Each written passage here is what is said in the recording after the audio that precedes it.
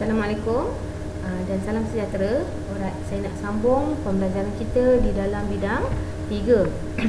Sebelum ni saya dah terangkan kepada awak 3.1 iaitu satah dan pergerakan asas. Okey, kita dah belajar apa dia superior, apa dia inferior, okey, dan beberapa pergerakan di dalam setiap satah. Okey, kita dah belajar satah sagittal, satah frontal dan satah melintang. Okey, hari ini saya nak teruskan pada jenis-jenis gerakan iaitu dalam unit 3.2.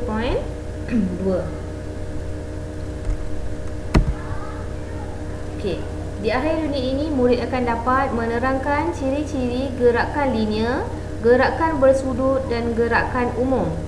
Okey, seterusnya dapat menjelaskan ciri-ciri daya yang menghasilkan gerakan linear dan gerakan bersudut. Seterusnya, mengenal pasti gerakan bersudut, gerakan linear dan gerakan umum dalam aksi sukan. Okey, yang pertama kita nak tengok apa yang dikatakan gerakan linear. Okey, gerakan linear ni dia terhasil apabila daya diaplikasikan ke pusat graviti jasad. Okey, daya yang menghasilkan gerakan linear ialah daya sentrik. Okey, apa yang dimaksudkan dengan daya sentrik?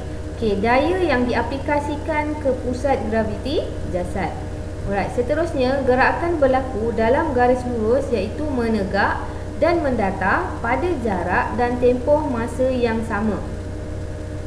Okey, keadaan jasad dalam gerakan linear juga tidak mengalami perubahan bentuk. Okey.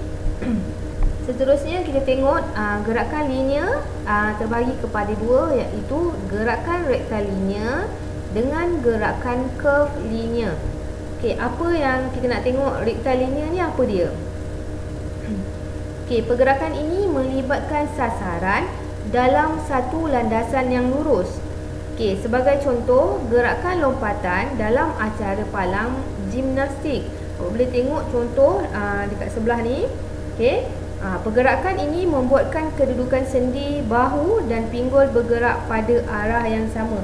Okey, awak boleh tengok pergerakan dia pergerakan sendi pinggul dia, okey, bahu dia akan bergerak pada arah yang sama, semua ke atas. Itu kita panggil rektilinear. Okey, dia melibatkan sasaran dalam satu landasan yang lurus. Okey, itu dalam gerakan rektilinear. Alright, sekarang kita nak tengok gerakan curve linear. Okey, pergerakan ini melibatkan pergerakan dalam landasan yang melengkung. Okey, boleh tengok contoh ni. Okey, dia melengkung. Okey, pergerakan dia melengkung.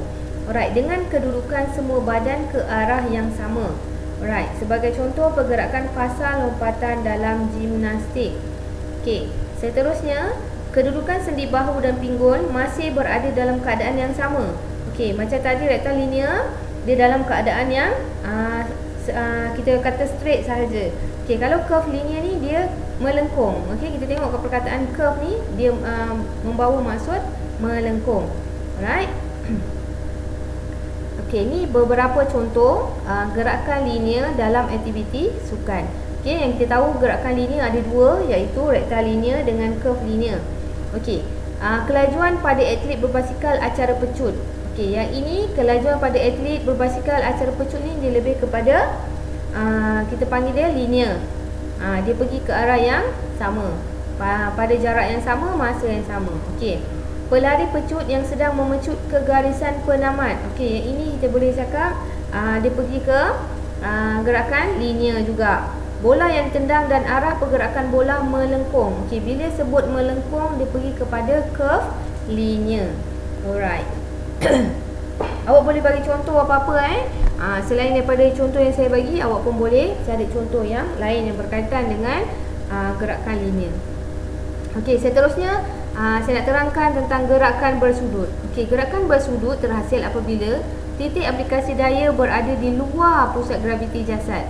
Okey, daya yang dihasilkan gerakan bersudut ialah daya esentrik. Okey, nama lain untuk daya esentrik adalah daya berada di luar pusat graviti jasad. Okey, segmen jasad berubah posisi daripada kedudukan asal ke kedudukan baharu.